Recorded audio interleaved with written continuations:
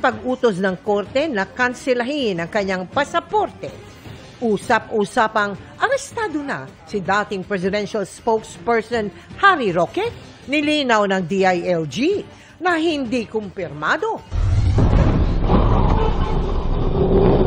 Dump truck na nawala ng preno, nagdulot ng karambola sa Antipolo, 3 patay. Dahil sa malalakas na pag-ulang dala ng bagyong Verbena, 5 barangay na lubog sa baha sa Carcar, Cebu. May mga bahay pang tinangay ng tubig sa Bacolod City. Ang latest sa galaw ng bagyo na posibleng mag-landfall sa hilagang bahagi ng Palawan ngayong gabi. Tutukan.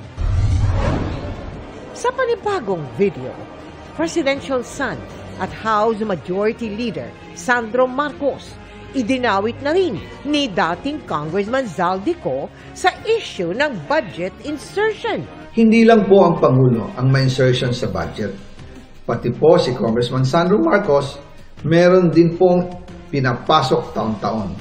Pero buwelta ni Sandro, bahagi ito ng destabilization sa gobyerno. At katatakutang hatid ng black carpet premiere ng KMJS Gabi ng Lagim the Movie. Napalitan ng kilig sa unang pagkikita ni Sparkle star Jillian Ward at Eman Bacosa Pacquiao. This is Philippine Culture.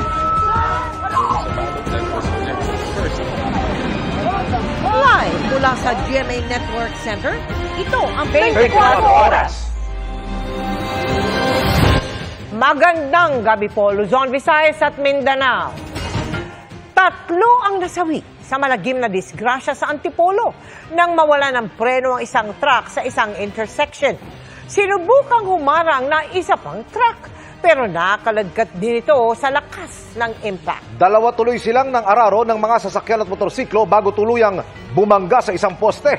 Kabilang sa 3 nasawi ang driver ng truck at isang rider na napuruhan. 3 iba pa ang sugatan sa disgrasyang nahuli kam at tinutukan ni Marisol Abduraman. Sa kuha ng dashcam na ito, kita ang banay ng takbo ng mga sasakyan habang binabagtas ang kahabaan ng sumulong highway sa Antipolo.